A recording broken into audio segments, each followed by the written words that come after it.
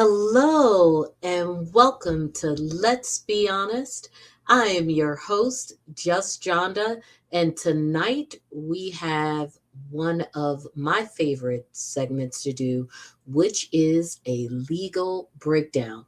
Now, as you know, or maybe you're finding out because you're just tuning in to me for the first time, I am an attorney.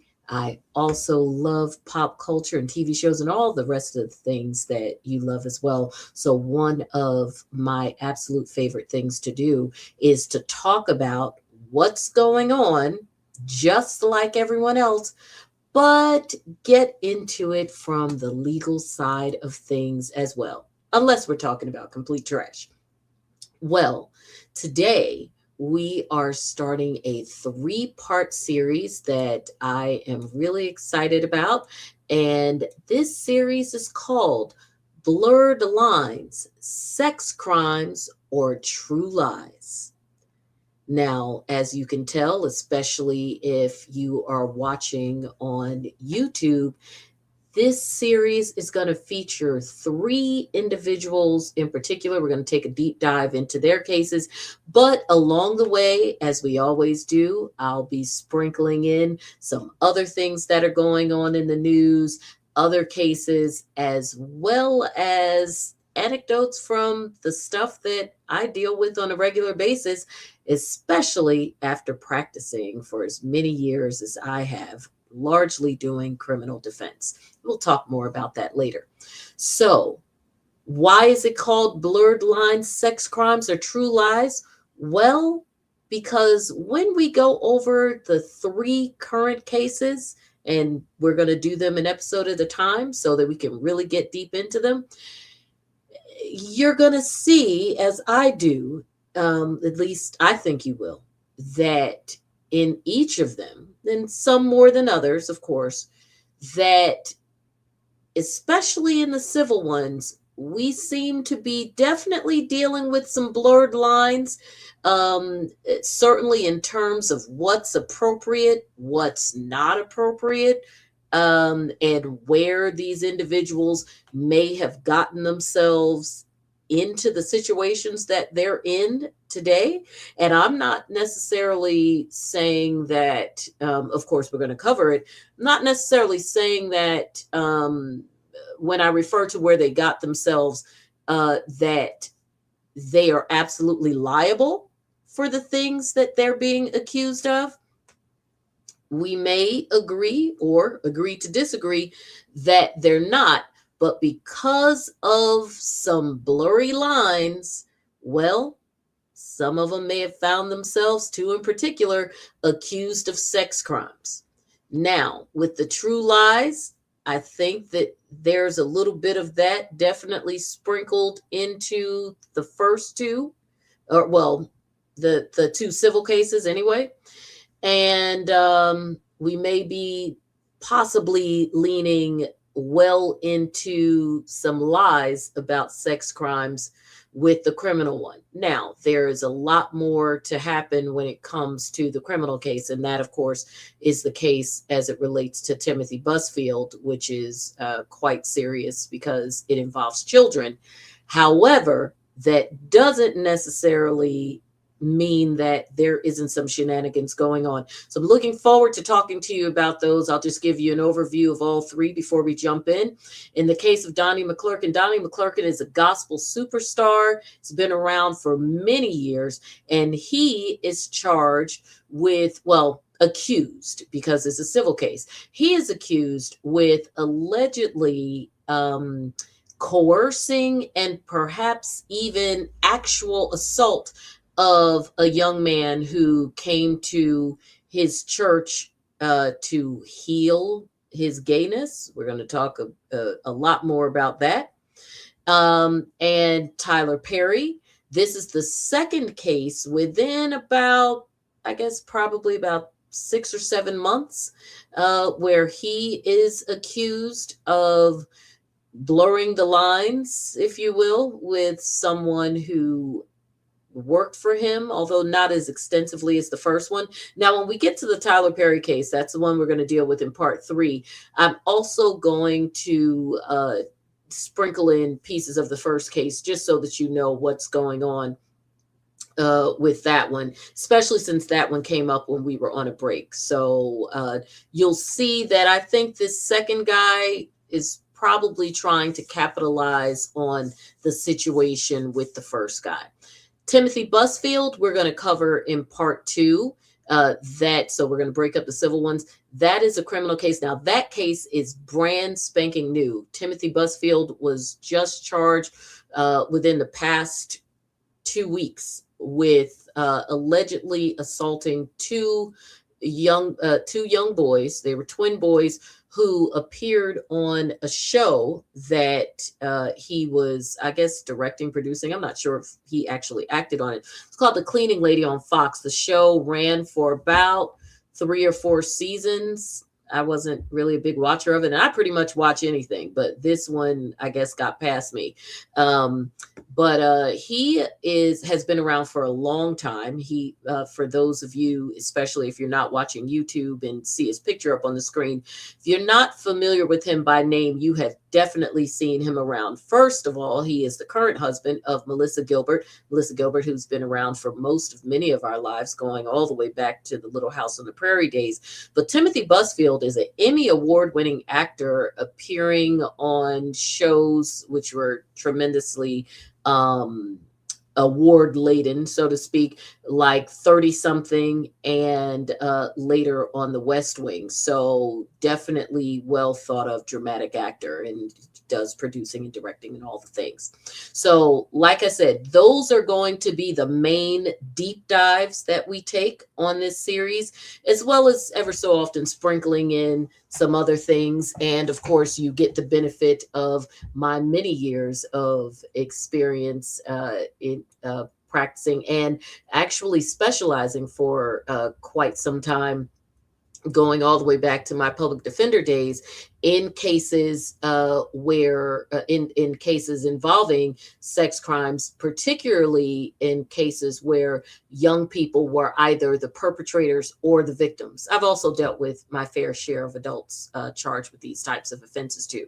So this is a familiar territory for me. Doesn't particularly make me squeamish because sadly, I've seen too much of it. So if I sound a little flippant about it, don't charge it to the heart by all means. It's just that, unfortunately, for some of us who do so much of it, no matter how much we may truly care, sometimes when we talk about it, it just comes off a little matter of fact because we're just so used to being in the courtroom and doing motions and all the things. Okay, so let's get started with Donnie McClurkin, who has been around in the gospel streets for many, many years. Many people often talk about, and is also a very easy joke to make when he finds himself in the midst of shenanigans and people immediately go, "We fall down." Yeah. My favorite from him actually goes all the way back to my college days, which is a song called "Speak to My Heart." One of Oh my gosh, one of the best songs ever, especially being in the choir. And some of my friends who may be listening know that we blew this out in the alto section, especially when we got into it. Speak to my heart, Lord. Give me your holy word. If I can't hear from you, then I know what to do. I won't go alone. I never go on my own. Just as your spirit guide, and let your word abide. Speak to my heart, Lord. Okay, see, I'm going to stop because I'll be sitting here like, speak to my heart. Speak to my heart.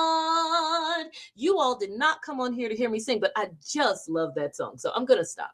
At any rate, we're going to get into Donnie McClurkin. I think I'm going to go back and cut that out because y'all are going to be like, she is on one tonight. I'm talking about gospel music. I'm singing songs.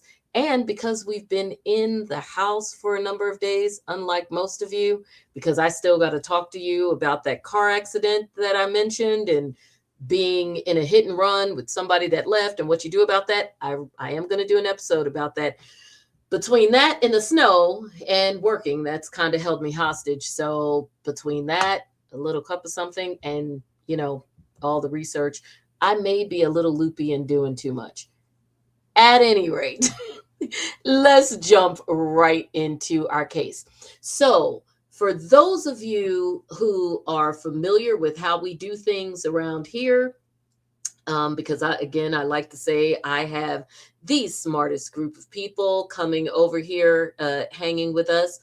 What I typically do when dealing with these cases, particularly the civil ones, and by the way, this complaint isn't super long.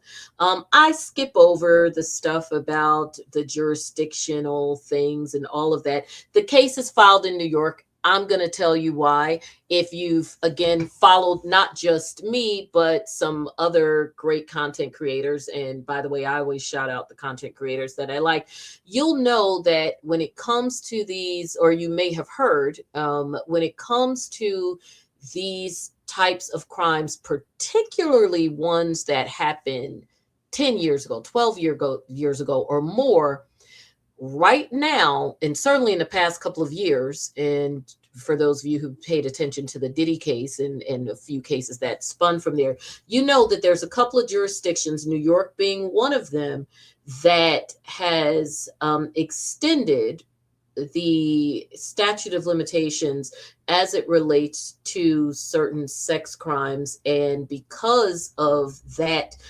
extension of the statute of limitations, most notably used in the case that Cassie filed against Diddy, which of course brought it to national attention. New York and for a minute California is the place to be when it comes to filing sex abuse cases, especially if you are an adult and the case happened many moons ago. I'm going to get a little bit deeper into that in a few moments, but other than that, that aspect of it, under normal circumstances, unless I think jurisdiction is an issue, which, again, there's some stuff here. I don't waste time in those first couple of pages. We know who the parties are. We know where it's filed. So what I do is I jump to the bottom. Now, we're going to get into the salacious details, but what we like to do around here is look first at what the causes of action are. What is it that the person is suing for? Are they asking for money? What's the law that they're suing? Are they saying that it was intentional infliction of emotional distress? Are they saying that they were actually assaulted? What is it that they are saying the causes of action are? And then we go look at the details and fill in the blanks and bring it through. That way you have in the back of your mind what it is that we need to fill in with these blanks. The blanks we need to fill in with these facts. So the first cause of action that this gentleman is suing Mr. McClurkin for. And by the way, Donnie McClurkin is not just a singer. He's also a minister. I think he might even be the head pastor of his church. Now, when we go back to the facts, I think it does break that down, but I think he might even be the head pastor, because every picture that I've seen of him in recent years and certainly in recent weeks when this case came up, he seems to be in the pulpit, not just singing, but actually delivering the word, if you will. So, at any rate, the first cause of action is violation of the Victims of Gender Motivated Violence Act. And that is because he is claiming that there was a crime of violence against him. He's saying that one of those crimes was committed where? In New York. Why is New York important? New York is important because, again, New York has extended the deadline for individuals who are putting in claims for things that happen beyond the statute, the normal statute of limitations, especially for civil cases, which is typically about 2 years. Now, that being said, the statute of limitations in pretty much any state in the union, uh, especially as it relates to sex crimes, is a lot longer than civil cases. It's 5 years, it's 10 years. In fact, depending on the nature of the sex crimes, especially if it is aggravated sexual battery, what most people think of when, with full on violent knife to your jugular assault. Um, there are some that will go as far as where there is no statute of limitations. Now, not many states do that, but it is pretty long. So what New York and one or two other states have done for the period of time that they opened this up is that they said, if there is a crime or an offense that the statute of limitations, if it were to be if it were a criminal offense, in which case sexual assault, if there is a sexual assault where the statute of limitations has already expired, they extended a date. They didn't extend the criminal statute of limitations. There's reasons for that, obviously, because if the criminal statute of limitations, if that were extended, that would be people actually going to jail, and that brings in a whole other set of constitutional issues. However, what they did is allow that the civil statute of limitations could be extended. So even though those individuals could not be prosecuted criminally because the criminal statute of limitations had expired, they could be sued civilly. And that, again, is like we talked about with the Cassie case. And if you all go back, I did do an episode on the Cassie case. If you look back, that would be, and I actually, if anybody in the comments is interested, I'll put that in either the comments or in the description for this episode. But the Cassie case, just for reference, came up in November of 2024 because Diddy was indicted criminally in September of 2020. No, I'm sorry. He was indicted criminally in September of 2024. So the Cassie lawsuit was in November of 2023. And what was significant about that is that the statute of limitations, even on that extension, was expiring the next day. However, it was extended. Even though Cassie got hers in time for that initial deadline, it was extended, and it has been extended subsequently again.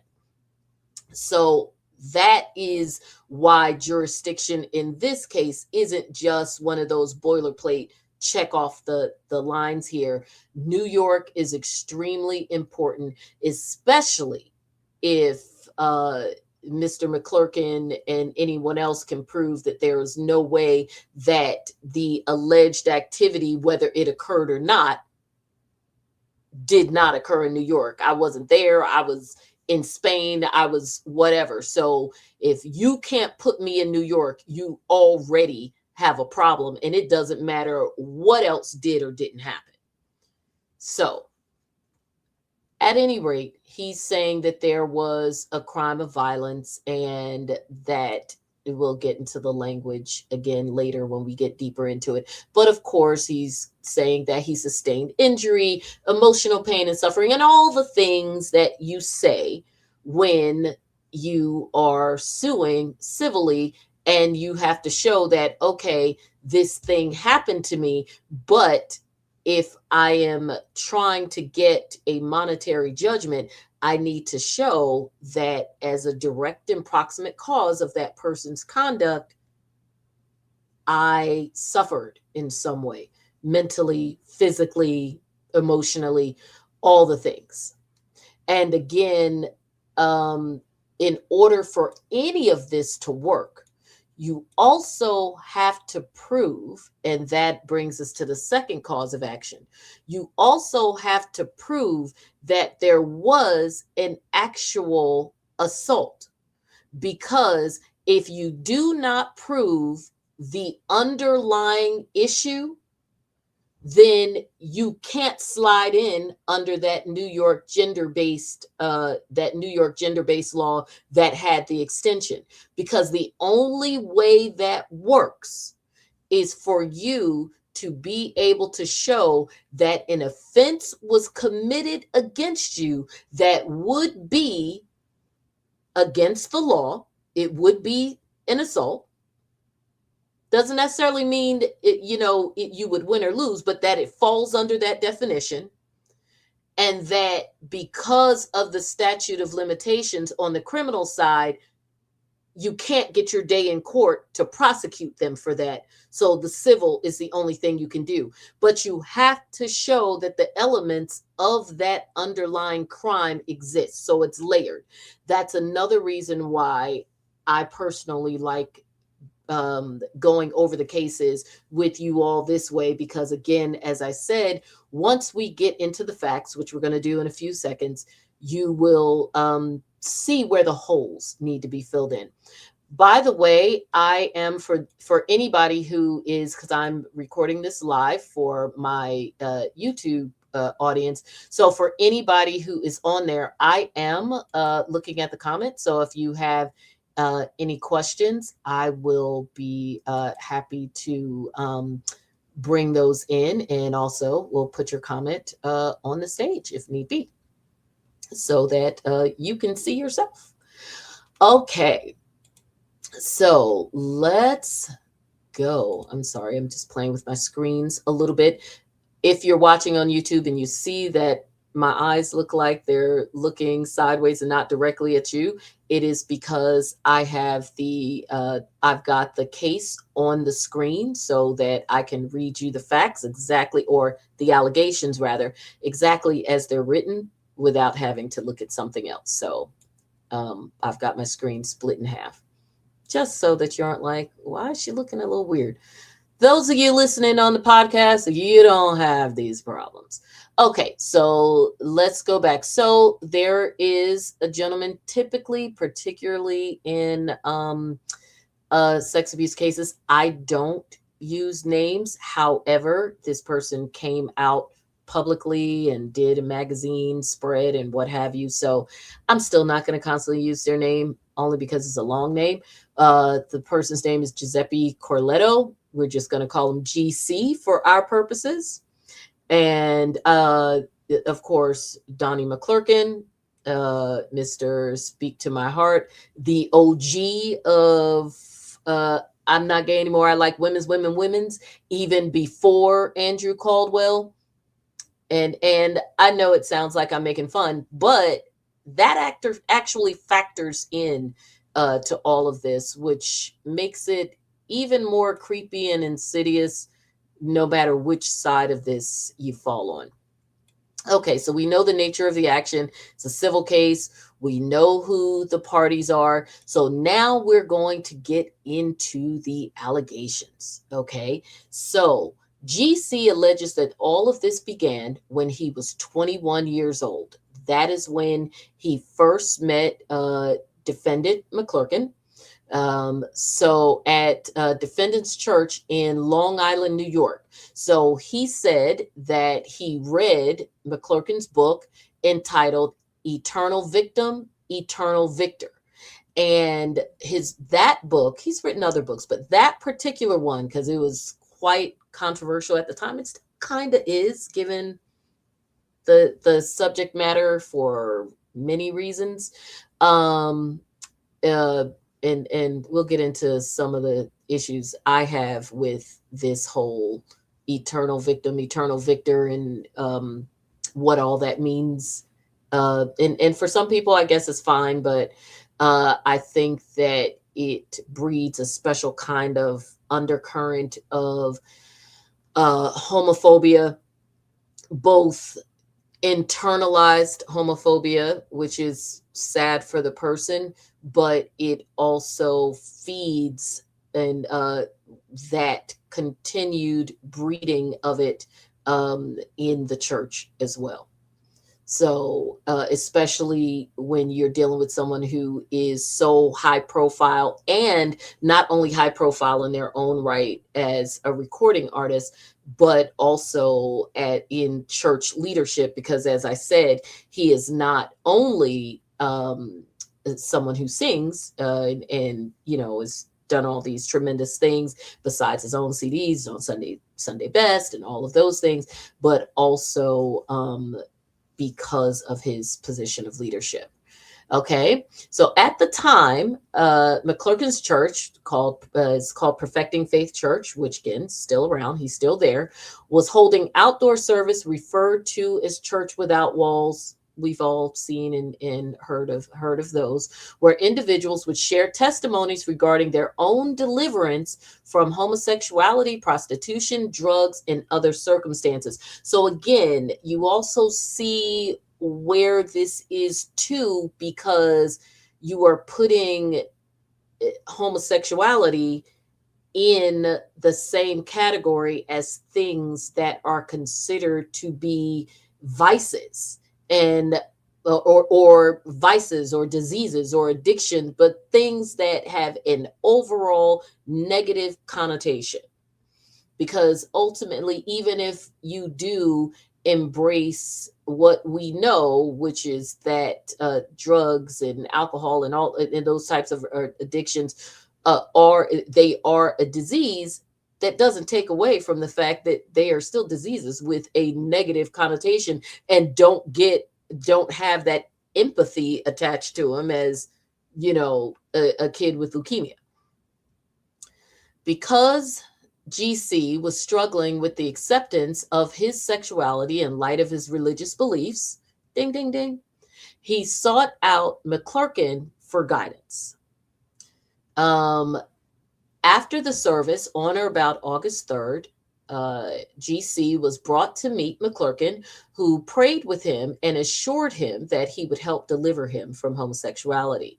Shortly thereafter, one of McClurkin's ministers, who confessed to GC that he too was struggling with homosexuality, began persistently contacting GC, showing up at his home unannounced, and even making sexual advances towards plaintiff GC. Due to the harassment, GC, who had only attended McClurkin's church about 3 weeks at this point, he began missing church services and considered leaving altogether. So just to catch you up, he alleges that there was another individual who was supposedly struggling with the same thing, was harassing him, and actually kind of drove him away a bit, because I'm coming for help. You say that your homeboy can help me, i.e. the pastor, but then you are one of the side dudes, and now you're trying to drag me back, or maybe not back, but drag me into the thing that I came to run away from. Like it's just a mess. I would call it a circle jerk, but there's just way too many weird connotations associated with me calling it that, but a little weird. So shortly thereafter, GC, and again, to remind you, GC is Giuseppe, received a call directly from McClurkin, where he was assured that the harassing minister was dealt with and that this was a test from God that he passed. So, by the way, little side homie, one of the disciples, who was allegedly struggling with his own stuff, was an assistant minister or associate minister, whatever they called him. So he wasn't just working there. This is someone who also was in leadership. So these are the kind of shenanigans that were shenaning during this whole time. And this is before he alleges anything actually went down between he and Donnie. So again, all kinds of shenanigans, shenaning. Damn, a mess. At any rate, after allegedly getting reached out to personally by McClurkin, they developed a mentor-mentee relationship, which it kind of makes sense, right? Because one would argue that that was what he was hoping for when he went there, specifically because of the book. He was drawn to this person's experience, and he went there hoping for help from that person. Now, again, all of this is alleged, but while we're reading it, we're going to read it the way that it's saying it and take it as his truth, we'll call it. Eventually, McClurkin offered GC the position of executive personal assistant, which he accepted. I'm assuming, because he's not really saying much about passage of time, that this was all within weeks and months of the initial meeting.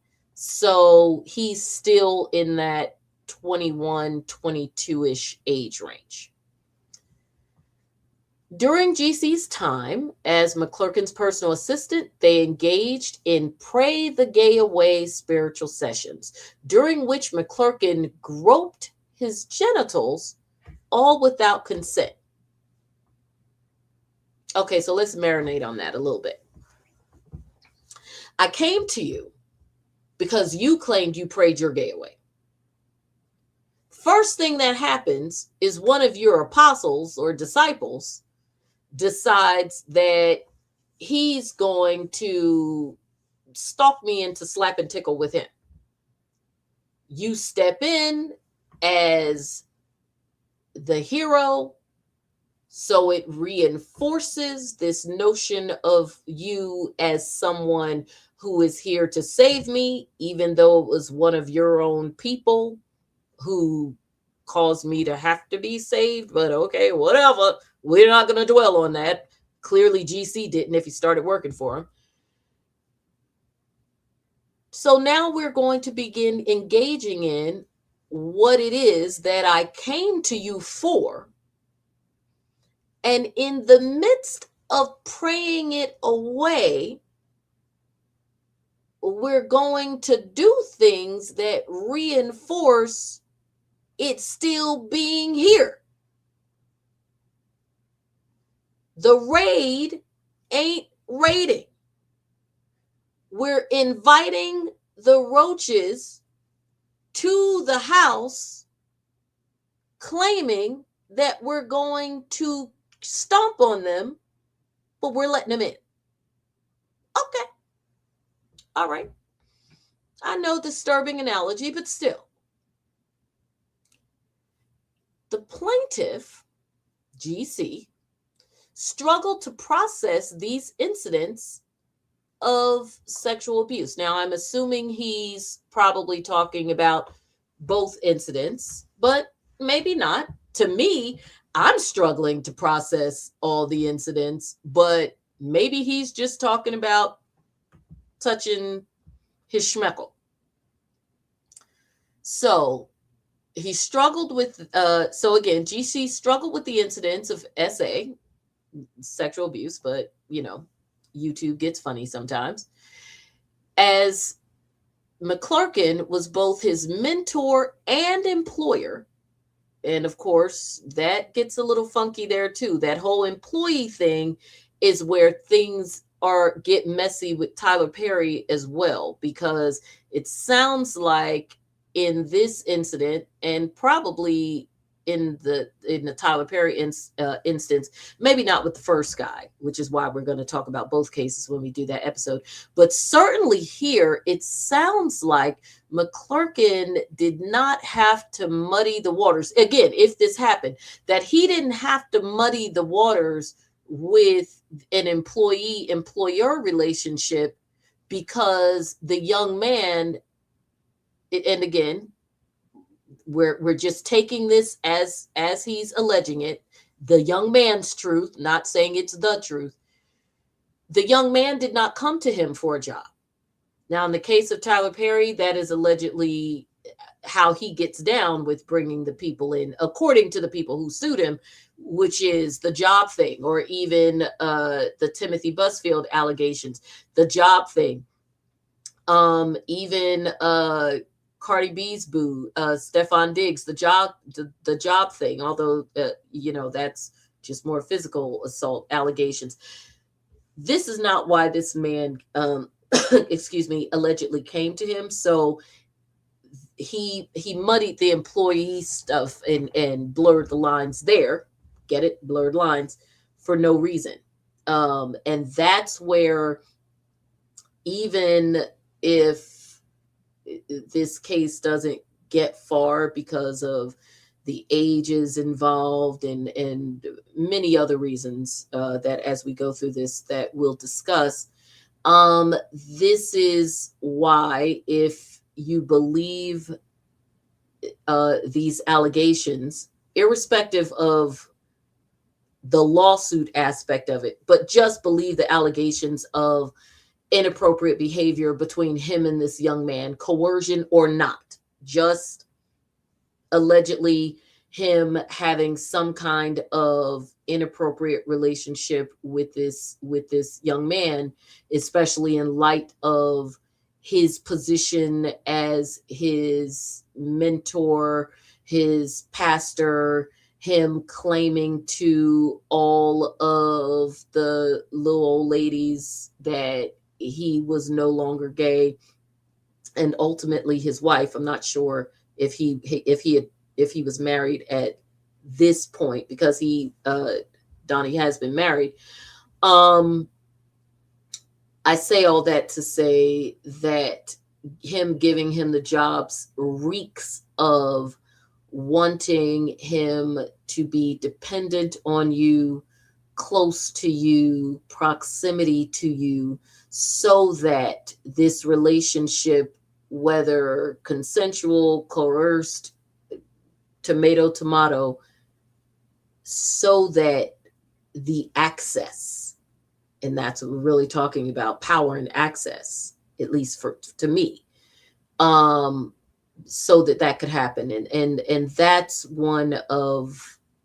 that's pretty insidious, especially if the goal was to not only have access, but to breed this personal relationship. And notice, I'm not saying anything about coercion or grooming or any of that, because I don't feel like we've gotten there yet. If we get there, I've read over this, but I'm reading it with you as if I haven't. But the power and access is problematic. That doesn't necessarily mean it rises to the level of coercion or grooming, but it is problematic given who you say you are and what you do and what this person allegedly came to you for. Again, taking his truth as we know it right now. And by the way, we don't have, because I went into the New York State system to make sure that we had the most up-to-date filings on this, especially given that it was filed on January 2nd, to see if McClurkin had filed an actual written response yet. As of this afternoon, and today is when I pulled this, it was the 28th.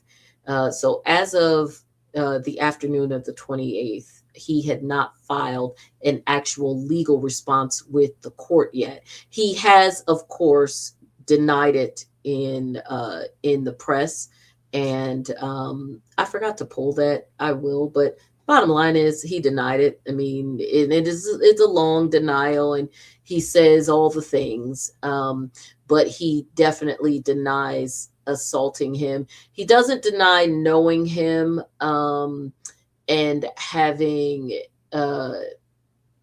any relationship with him. He just denies that there was this manner of relationship, which is fine. That's certainly what we expected, because I am going to assume, especially given his lawyer being involved in other cases of this nature, that he didn't go to the courthouse first without attempting some kind of something from McClurkin, whether he ignored it or whether it was large or small. There was probably some reaching out of some kind to McClurkin or his people. Okay, next, where are we going with this? So we read line number 16. Okay, so here we go. We talked about him struggling to process it. He said that it was difficult for him to speak about any of this. So that, of course, is already answering the question that is inevitably asked, which is, who did you tell? And if you didn't tell anybody, why not? So during this time, McClurkin would set up scenarios with GC and other men. So now he's saying there's other people involved, much like with the original minister, the one who was allegedly quasi stalking him, framing them as tests from God to see how the plaintiff would react, which lends itself to the idea, which kind of goes back to what I was saying with this whole setting him up so that you are the hero, which gets you closer. So it's not just an alleged hero thing. He is, again, if taken as true, this almost a weird kind of fetishy thing. It's these tests, but if you fail them, was anybody going to come in and stop it, or were you just going to stand back and watch? Okay.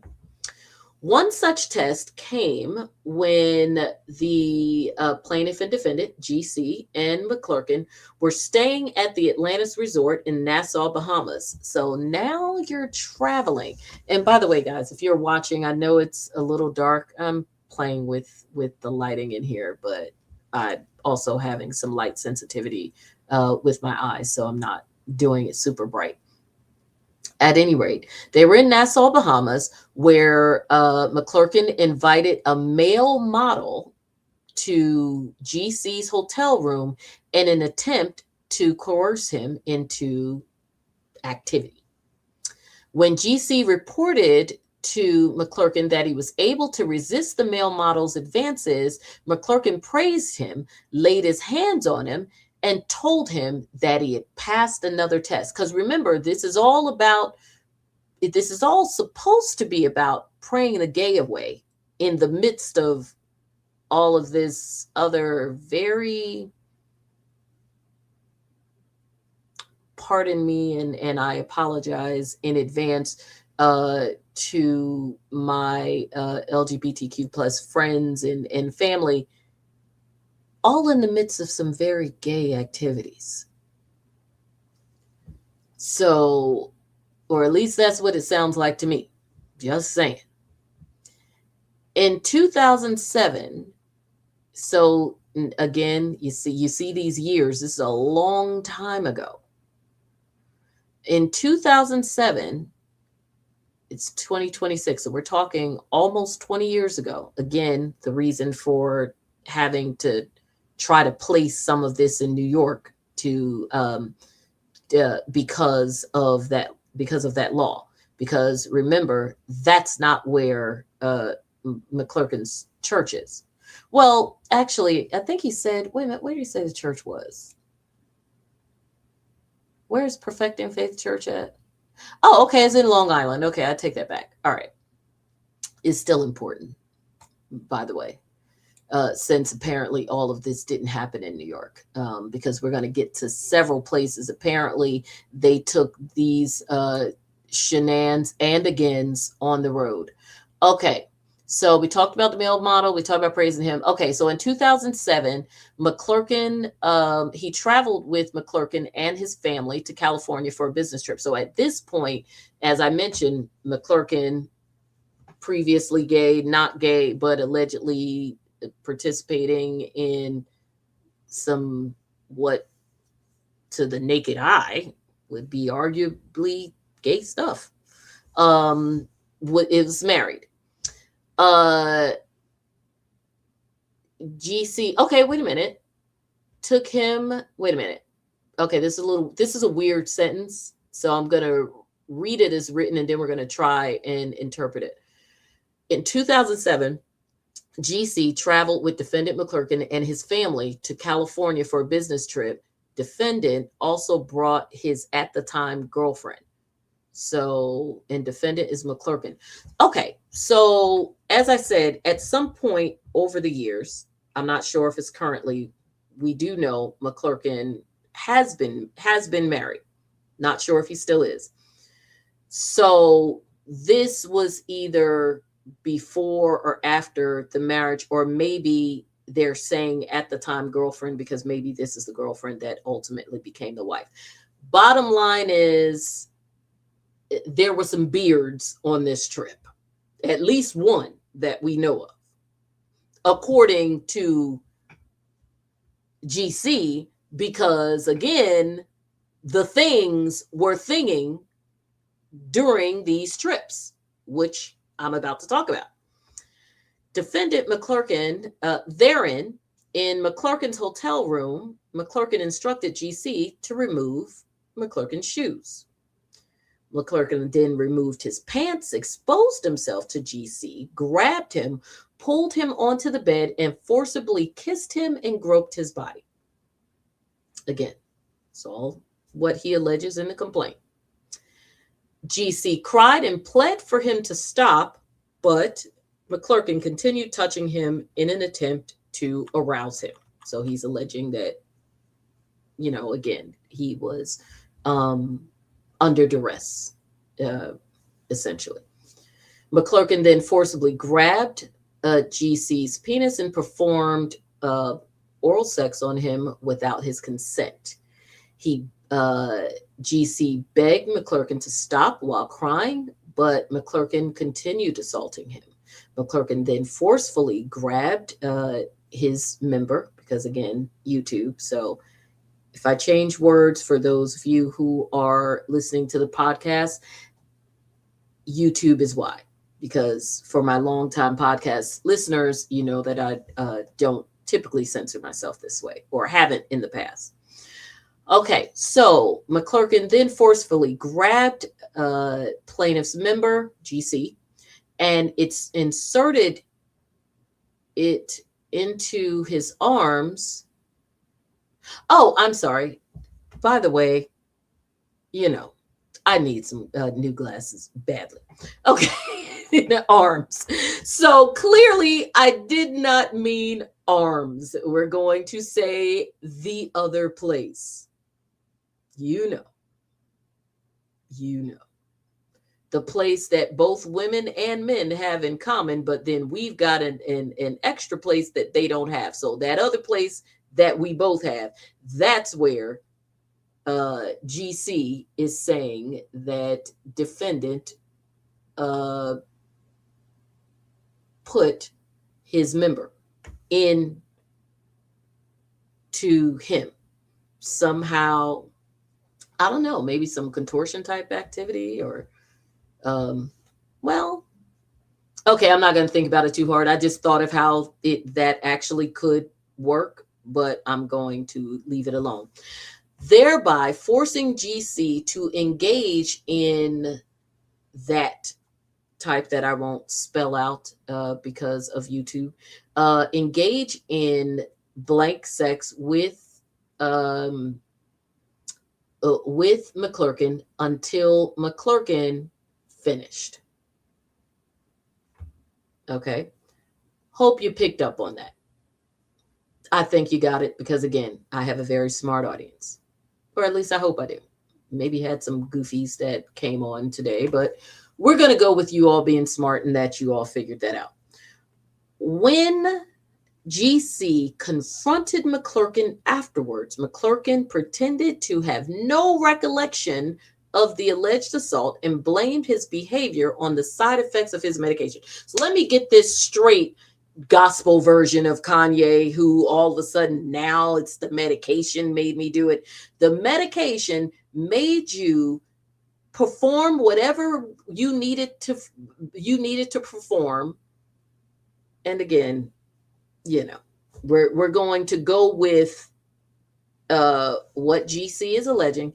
Your meds made you perform whatever you needed to do on GC to get GC primed so that GC could make sweet love to you, and until you got what you needed to get out of it, and then your memory came out of you along with other things, and then you forgot entirely, and all of that was because of your meds.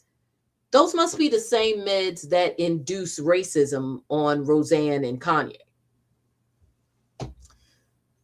McClurkin further manipulated GC, blaming him for the incident and convincing him that he was the sole culpable party. So it's your fault that in my meds-induced haze, the kind that makes other people racist, but in his case makes him gay, that, and not only and I won't even say makes him gay, because being gay has absolutely nothing to do with sexual assault. If we are to believe that this is true, then it is allegedly the victim's fault that your meds made you a violent person who does things to people without their consent, which is not about being gay. It's about being a horrible person. Okay. As a result, GC experienced intense shame and confusion. Defendant McClurkin exploited this tactic repeatedly, coercing him into further unwanted sexual acts over the next 6 years. See where we're talking about blurry lines or sex crimes or lies, but hey, we're just reading what is written. McClurkin also engaged in numerous other incidents of groping and forcible touching while plaintiff was working for him at his church. So the proximity was because over this time, he was still allegedly working for him. Defendant was secretly groped plaintiff before going to preach, inducing plaintiff to cry, and then using plaintiff, GC as we've been calling him, tears to encourage other congregants to openly express emotion. Do stuff to you, make you cry. When you're crying, I point to you so that people can see how moved you are by my service. Creepy as okay. During this period, in or about 2007, defendant McClurkin took plaintiff on another business trip to Atlantic City and New Jersey for a speaking engagement. Thereat, and I'm reading it the way they said it. Yes, there's typos in this complaint. Thereat, McClurkin claimed that the hotel had mistakenly booked only one room and eventually persuaded GC to stay in the same room with him. Likely story. Therein, GC slept on the couch. He awoke to McClurkin performing an act on GC without his consent. You all can figure out what that act was.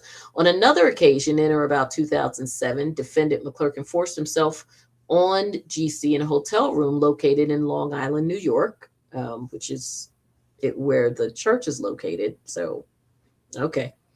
Under circumstances similar to those in the previous California incident, I think the attorney may have missed that Did he tell us about a California incident? He told us about a Nassau incident, an Atlantic City incident. Okay, whatever. Apparently there were multiple incidents, and if he ain't gonna proofread it, I'm not gonna proofread it for him. Okay. On another occasion, in or about 2008, McClurkin forced himself on GC at McClurkin's home in Rockville Center, New York, and pleasured himself in front of GC and forced him to watch. On another occasion, in or about 2008, McClurkin drove plaintiff to a park in Rockville Center, New York, under the pretense of going grocery shopping. Therein, McClurkin forced GC to perform an act on him until McClurkin completed. On another occasion, in or about 2008, in a hotel room in Upper East Side, Manhattan, New York, McClurkin forced himself on the plaintiff, forcibly kissing him and groping him. GC tried to leave, but the door was locked, and McClurkin performed acts on GC and then forced GC's member into him while pinning him against a wall. The visual's disturbing. We'll keep going. Throughout this period, GC attempted to quit on multiple occasions. He says McClurkin, however, denied his request, further coercing him to stay by telling him that his deliverance and purpose were tied to him. So now it's almost like the cult-like manipulation. And I'm not saying that Donnie McClurkin's church unto itself is a cult. What I'm saying is, for those of you who, like myself, are interested in cults and cult documentaries, and have read and studied cults and cult-like behavior, there is a very thin line, even in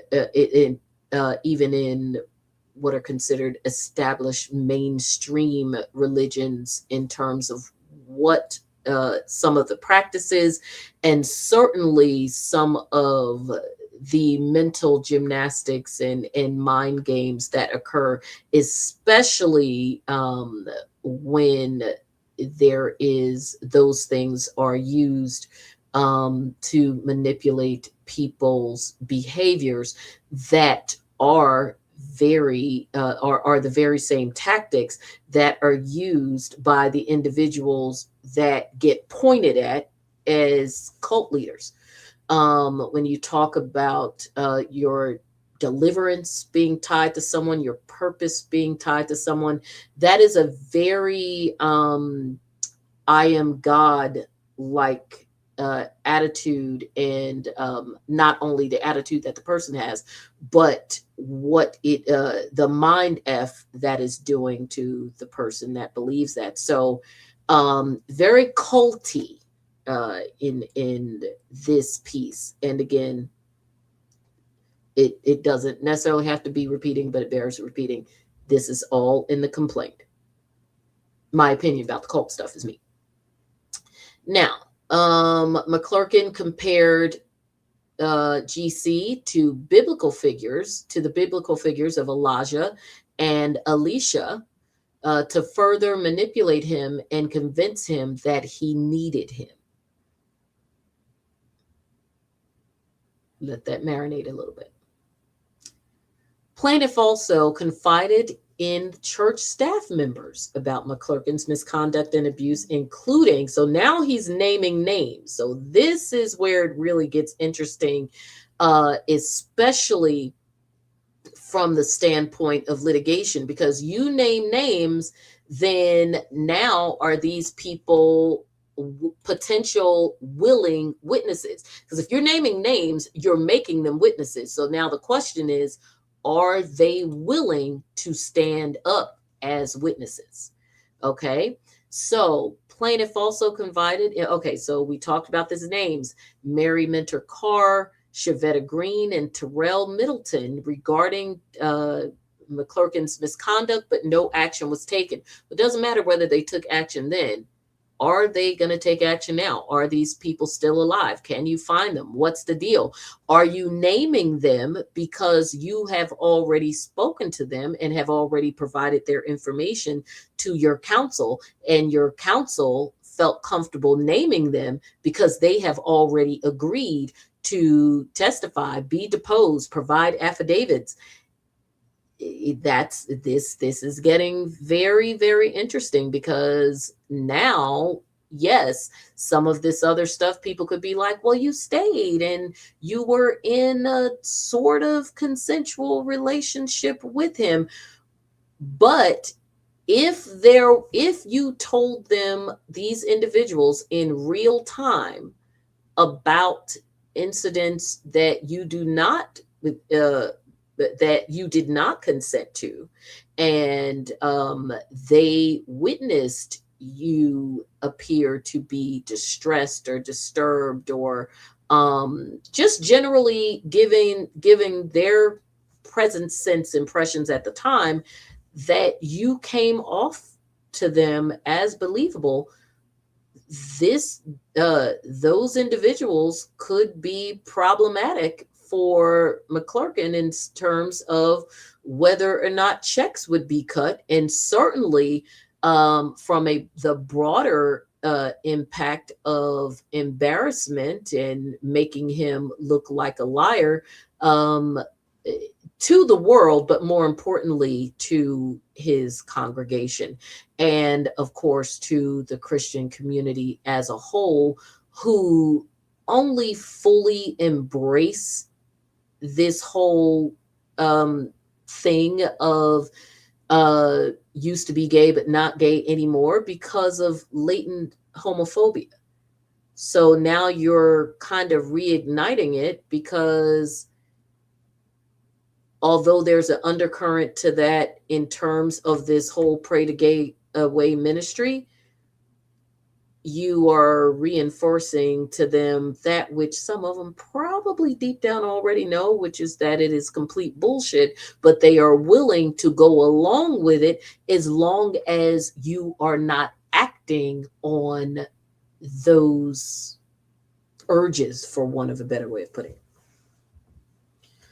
Okay, in 2008, plaintiff, mix myself up. Okay, plaintiff GC ultimately did secure employment with a Christian broadcasting network in New York and successfully resigned from his position with McClurkin. So let's face it, if him leaving was really more about the fact that he found another job, then you weren't staying because he made you. You were staying because that was your source of income until you found another one.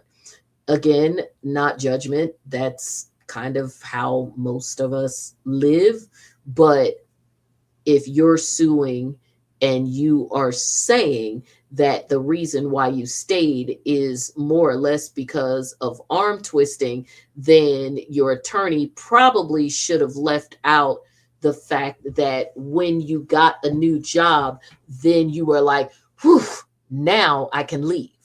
No, I got a new job and I left. Or how about I just left and the new job wasn't even relevant? I probably wouldn't even have mentioned it. Probably just saying 2008, I had enough and I finally left. Okay. However, because McClurkin was a gospel artist, he continued to encounter him through his new employment because he was at a Christian broadcasting agency. In April 2012, so we're talking 4 years later, he allegedly, this is GC, began working for an airline.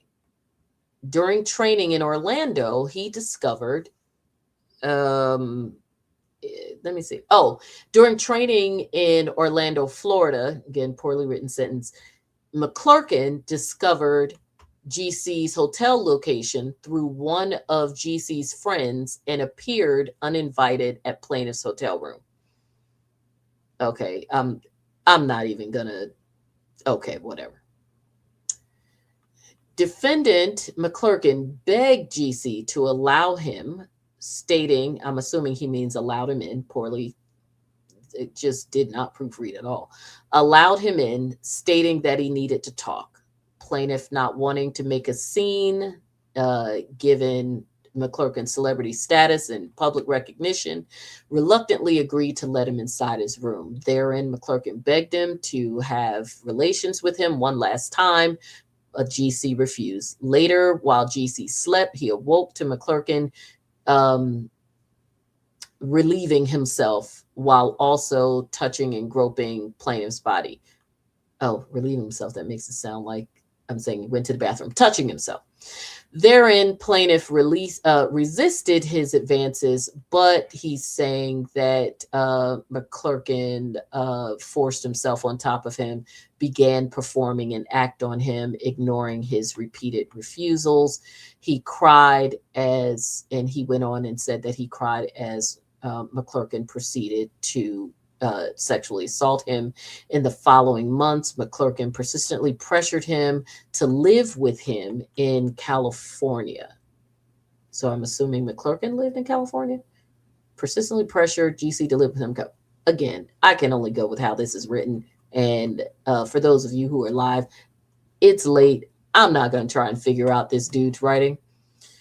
Okay, so let's see. Okay, here we go. Its pages are a little weird. After this, around Thanksgiving or Christmas of 2013, while GC was living in Boston, Massachusetts, I guess he moved around because he worked for an airline.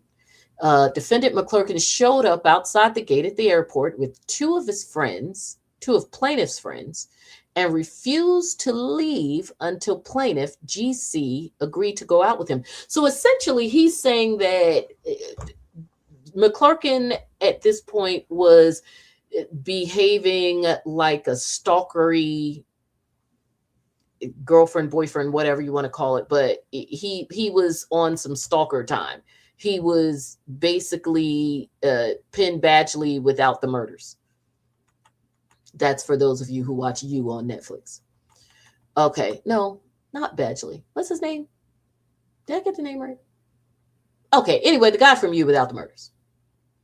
Thereafter, GC hesitantly accepted and was ultimately coerced by McClurkin into staying with him in a hotel room afterwards. He again forcibly touched and groped him, all without his consent. And about June of 2013, so now time's going backwards, I don't know, McClurkin persuaded the plaintiff to rejoin his church in New York. So basically come back to perfecting faith. Maybe he lived in New York again. I don't know, because I thought he was living in Boston. I don't think it matters. There's just a lot. On June 26, 2013, McClurkin then convinced plaintiff to accompany him on a trip to Niagara Falls, New York. I'm assuming this dude kept a diary. And hey, I always tell people, document. I'm assuming maybe he did. But I'm saying maybe he did in real time. Defendant McClurkin then convinced him to accompany him on a trip to Niagara Falls, New York, where defendant forced himself on plaintiff and assaulted him again in McClurkin's hotel room, ignoring his pleas for him to stop. This time, GC was able to push him off, having grown more confident in his identity and no longer subscribing to defendant's doctrine of deliverance.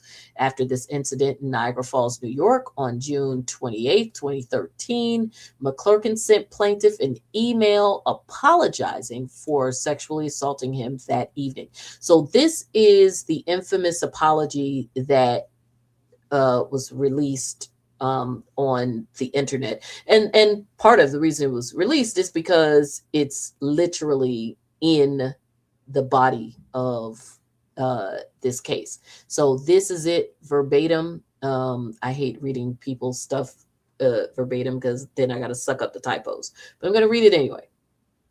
My apology. The first thing I want to do is apologize again, in caps, to you. I know I apologize for my wrong attitude from Wednesday, but I want to apologize for all of my behavior that has been wrong and put you in a wrong place. I am the actual epitome of a desperate, dirty old man. By the way, it is pronounced epitome, not epitome, for the gazillion people that drove me crazy reading this. I love you all, but it is epitome. Pawning and groping a young man who is just looking for friendship and close platonic relationship with someone he wants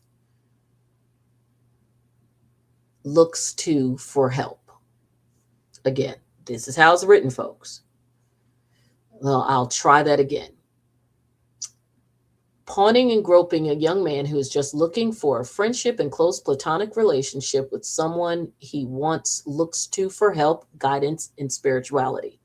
I was trying to go to a realm of sexuality that wasn't right and wasn't right for you, or me for that matter.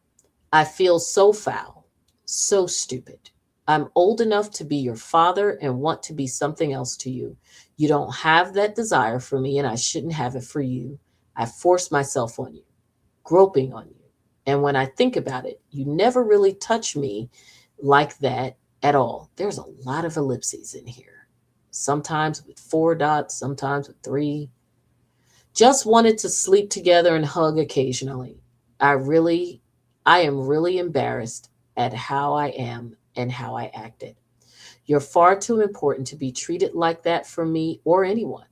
I'm not helping you in any way by doing this, and I'm only making a fool out of myself being so desperate. I have no one, and I feel it more than ever. But I was horribly wrong trying to force you into something that you were consistently saying no to. I am too old to be like this. I won't be that to you again. You didn't come back for this. My loneliness is mine to deal with. My desire for you is not right in the way that I'm feeling and handling it. I will be a friend to you and pastor if you'll allow me. But I won't be this broken old man so desperate for you that I violate my purpose in your life and become this! Exclamation point. I love you and want you to be who you're supposed to be. I will work on me. I hate being lonely and alone, but I have to go through it, and not like this, in caps. Let's move on from here. See you later this or next week. Pastor. In November 2015, while plaintiff was experiencing mental health struggles, he returned to Defendant McClurkin's church seeking guidance. Therein, Defendant McClurkin engaged in further sexual misconduct against plaintiff, taking advantage of plaintiff's vulnerability and currently fragile mental state. My God. Didn't you just say that you were the epitome of a dirty old man? The epitome of, you didn't say it, I'm going to say it, the epitome of a jackass. If you did say that, damn. Lord have mercy. Just a freaking mess. A mess, Donnie. A mess. Anyway, therein, Donnie McClurkin engaged in further sexual misconduct against plaintiff, taking advantage of plaintiff's vulnerability and currently fragile mental state. The defendant McClurkin's actions constituted a violation of New York penal law, no pun intended, all the sections of the law there, among others. That defendant McClurkin intentionally and for no legitimate purpose forced sexual intercourse upon plaintiff without his consent, herein for the purpose of degrading and or abusing plaintiff, and again, that's GC, and for the purpose of gratifying defendant McClurkin's sexual desires. The defendant McClurkin committed the criminal sexual acts described herein against plaintiff due to an animus against plaintiff's gender and or sexual orientation. I suppose we could argue that he did it because of an animus against his own sexual orientation. Perhaps if you were true to yourself, now again, that's if any of this actually happened, then you wouldn't be somewhere ducking and hiding behind doors and, trying to keep somebody close to you so that you could get it in when or if they wanted to, didn't want to, how high, how low, whatever. that as a result of the subject incident, plaintiff has sustained injury, emotional distress, physical pain, emotional pain and suffering, and loss of enjoyment of life, and claims compensatory and punitive damages herein. Compensatory is compensating you, as you know, for what you lost. And, and of course, pain and suffering, all those things. And if you lost work, and if, anything that you needed, and also actual real damages in terms of medical attention, counseling, all of those things, and anything else court feels you need to be compensated for. And then punitive damages, as we know, it's exactly what it sounds. It is the court punishing the person monetarily, to say, look, okay, fine, they need to be compensated for all the things, but what you did, you need to be punished for. And so I'm going to sock you with more money, because what you did was heinous, what you did was problematic, what you did shouldn't be tolerated, and what you did deserves a punishment. I can't lock you up, so I'm going to hit you with some dough. Your dough going out the door. The amount of damages sought herein exceeds the jurisdictional limits of all other courts which would otherwise have jurisdiction. Basically, give me a whole bunch of money, not a little bit of money. Don't give me that small claims court money. So it's the first cause of action, violation of the Victims of Gender Motivated Violence Act. So as we read that, we all went in, of course, knowing and trying to fill in these holes. So we know from reading it, what are we trying to fill in? I guess that is an unfortunate way to put this, given what we've been talking about for the past hour. But without puns, as I said before, they need to be able to show the elements and allegations of an actual crime that falls under the enumerated crimes of this code for gender motivated violence. And certainly sexual assault is one of them. I don't have to waste you all's time going through all the other crimes. The main one that we're dealing with here is sexual assault. So based on what the allegations were and the elements of those offenses, if the person were found guilty, that's what they would be found guilty of. But for the criminal statute of limitations, they can't. Therefore, they would use the civil side. And of course, because of that extension or reopening and extension of the statute of limitations, that is what allows it. But that is also why you have to go under the Gender Motivated Violence Act. And then, of course, with the second cause of action, with the sexual assault, if you can go in under the Gender Motivated Violence Act, that also helps you to be able to get in that one, because you can't do one without the other, particularly the first cause of action. Okay. And of course, we know that the alleged conduct is alleged sexual assault and RAP. So for the benefit of YouTube folks.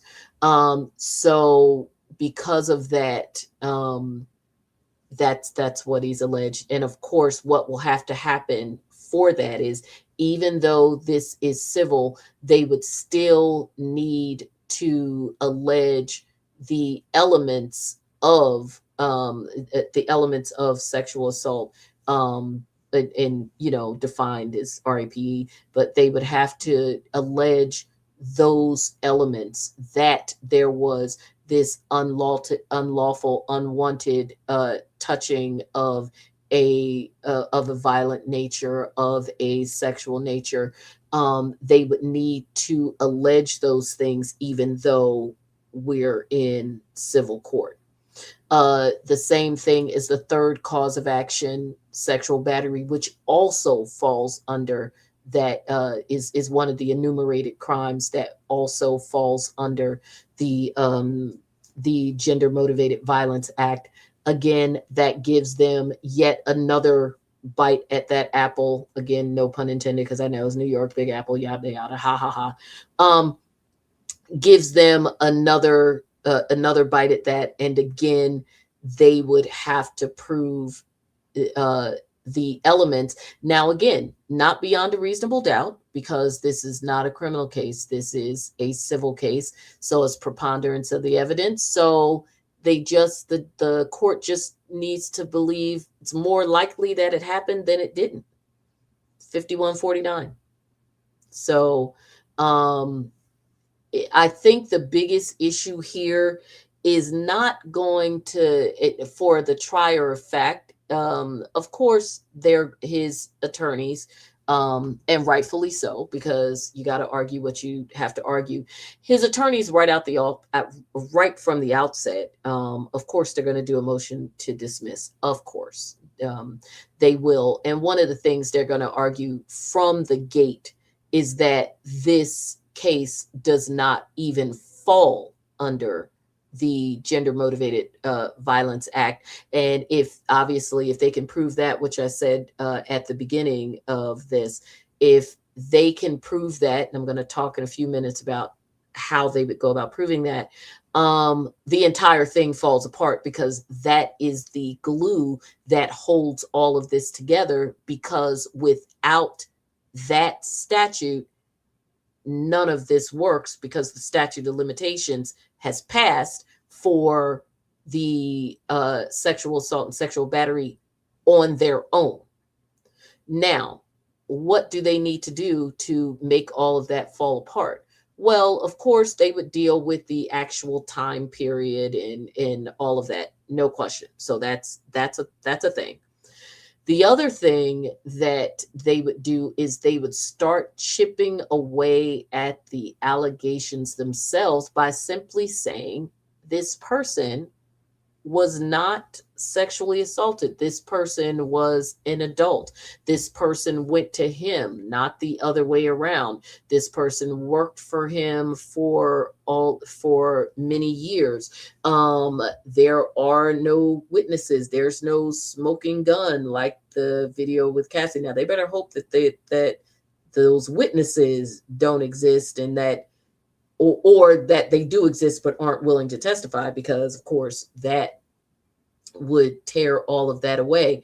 But excuse me, the reality of it is that one of the things, and it's tough, because when you start getting into whether or not when you're trying to argue, especially on a motion to dismiss, and you start saying, well, Your Honor, they haven't even raised enough for there to be a case for you to decide. So this shouldn't even exist. So this doesn't fall under the statute properly. They're reaching and all of that. Well, in order to make it, part of making those arguments is to get into some of the allegations. The problem is, once you start going down the road of getting into those allegations, if that's your tactic, then you risk that the plaintiff's attorney is going to say, okay, Your Honor, we get that they want to argue that this case shouldn't exist within the framework of this statute, because these allegations are improper. However, if we are doing that, then we are essentially trying to backdoor try the case on a preliminary motion to dismiss. If what the defense wants the court to do is to actually consider the allegations and whether or not they even happened, then those should be questions for a trier of fact, in which case this needs to go to trial. And if they win, they win. If they lose, they lose. But this shouldn't be tossed at the beginning on a motion to dismiss if the issues are factual questions, not legal ones. So it's going to be very interesting to see how they maneuver that. I think that there's arguments to be made about about tossing this, but again, once you start getting into those factual questions, even if the judge thinks that something in the buttermilk ain't clean, if the questions are factual, then that's a question for the trier of fact, which is a trial, whether it's by judge or by jury. And of course, they're going to want one by jury because they want an opportunity to scare the defense into humiliating this man in the worst way possible. The reality of it is that the plaintiff is not staying hidden. He's not staying silent. He's already done interviews. So you're not dealing with a situation where you have a plaintiff who apparently isn't willing to come forward and pretty much say to anybody who will listen in court or out that all of these things happened, and obviously in far more detail and far more explicitly than in this, what is it, 15-page complaint. I mean, this was it was kind of graphic, but certainly nowhere on the level of what it would be if, the person is testifying in court and, going whole hog on, he put it and I didn't, and he licked and I sticked, and whatever the case may be. So, so from that standpoint, it'd be very interesting. So at any rate, those are, so there's the three causes of action, essentially the one that gets us there and the two you need to prop that up. And so what are they asking for? A trial by jury. We know that if a jury believes you, you might be more likely to get some kind of an award. Although, again, this is tricky because a jury could believe that these things happened, but a jury could also believe that you two did have a sexual relationship, but given your age at the time and how long it went on, and unfortunately, the fact that that the victim is a man, because it's just the sexual construct, the sexual politics, the misogyny, and the patriarchy that men set up in these instances, it works against them, whether the person is a real victim or a fake one. Because ultimately the jury may believe that they had sex. They may even believe that there was some, what's the word I'm looking for? Some level of coercion, some level of, I really didn't want to be involved in this, and also him being somewhat younger and a lot younger than him, as well as being relatively young when it started. But again, because of the fact that yes, he was young, but they were adults, the fact that they were men, the fact that they are Black, there's so many of those things that play into this, that unlike if this was a young woman that this whole thing was alleged to have occurred with, and perhaps even a young white woman that these things allegedly occurred with, and him being a Black man and powerful in his own right, in his own realm, even in the church world, but still well known and have money and a pastor and all of that, it might be a different scenario. But unfortunately, despite what the jury may believe about this, that doesn't automatically mean cha-ching, cha-ching on this, in the same way that it would for a different kind of victim, specifically one where this was not a male situation. And does that suck, especially if this person was actually victimized? Yes. And does that suck if the jury does say, yeah, we do believe that that the law was violated here, but then they turn around and don't give the type of monetary award that they would give to another kind of victim? Yeah, that sucks too. But that could very well happen. I'll just read their prayers for relief. But even though I just told you how I feel about some of the stuff around how this could all play out if it were to even get this far. He's asking for an award of compensatory damages and amount to be proved at trial. In any event, the amount that exceeds the jurisdictional limit of the other courts. Bottom line is, I want as much money as you can give me. So they're not asking for a specific amount. Awarding punitive damages to the extent permitted by law, because some states over the years have caps. Awarding costs and fees, of course, his attorney's fees. Awarding prejudgment interest to the extent permitted by law, awarding such other further relief as the court may deem just and proper.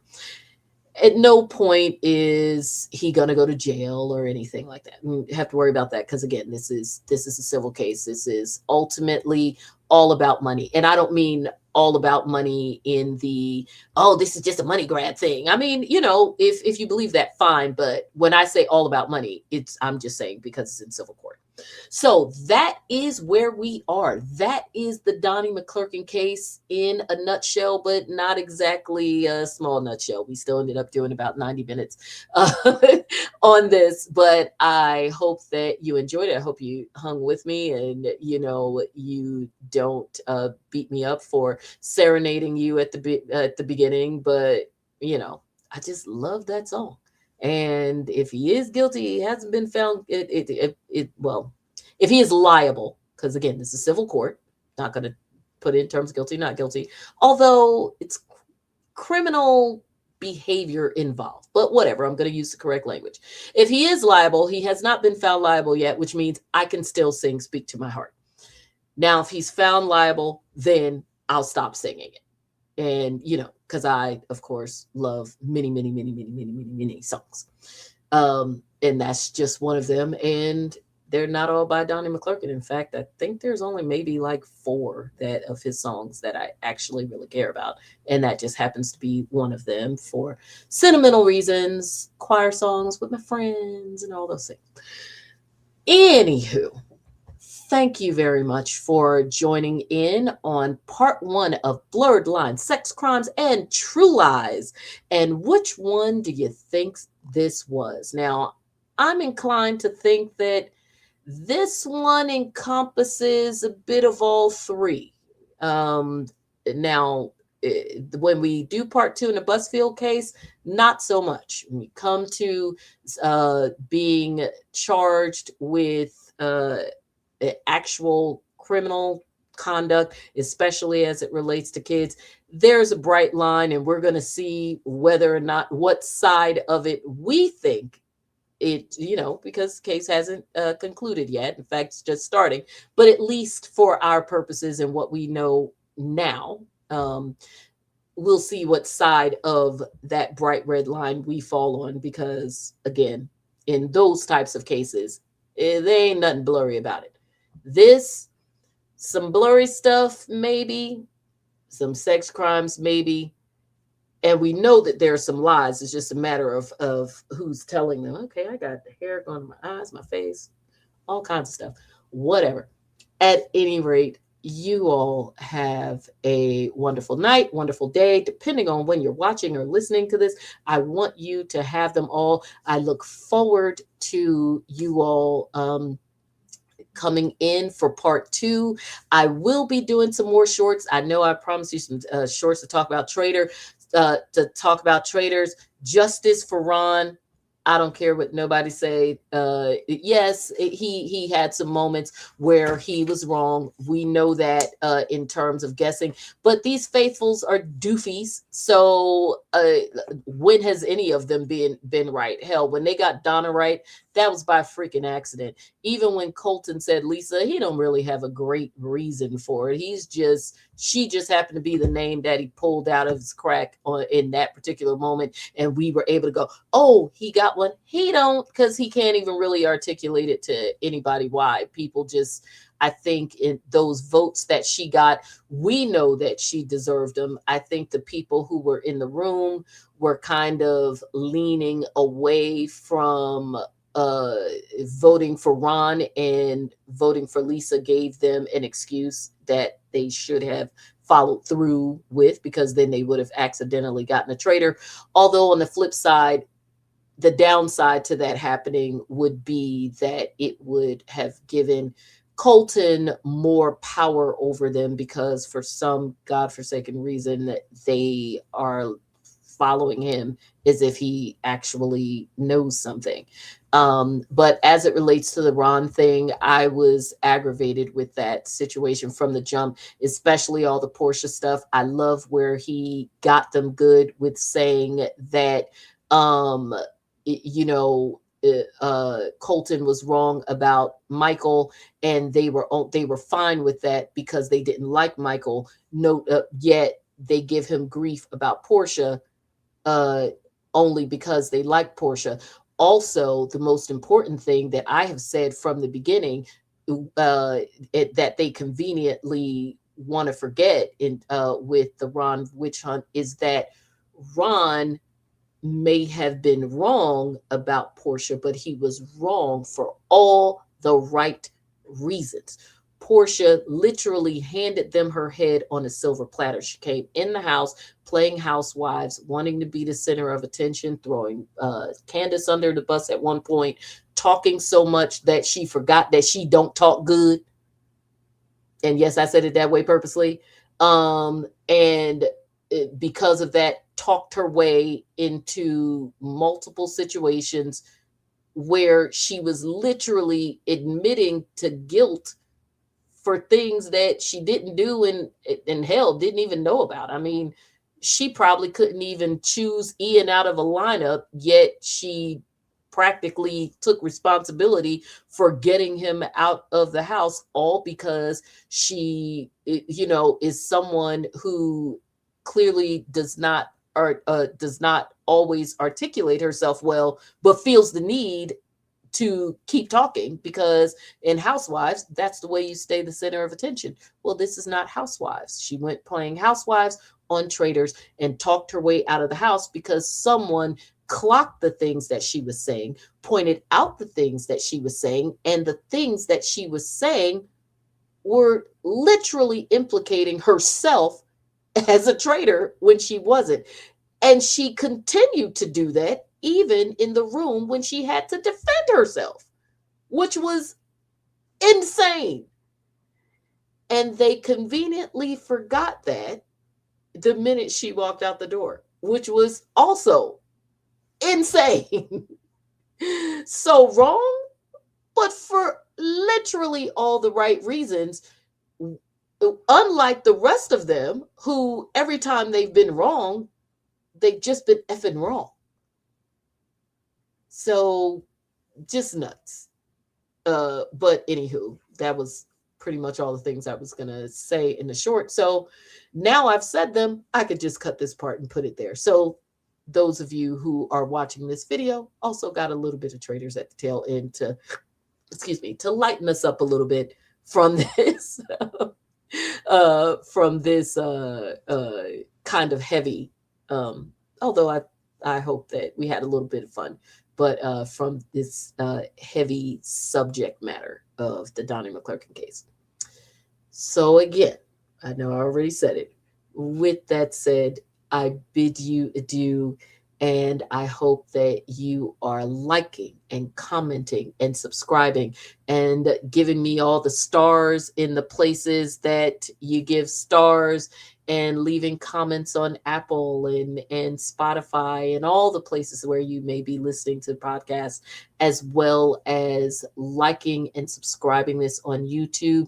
We are trying to get to that magic 1,000. So please be a part of the movement to get the Let's Be Honest with Just Johnda podcast and YouTube show up to the 1,000 so that we can do lots and lots more things together. Um, and as always, if you were thinking about it and want to talk about it, chances are I'm thinking about it and I want to talk about it too. So let's be honest together. Bye bye.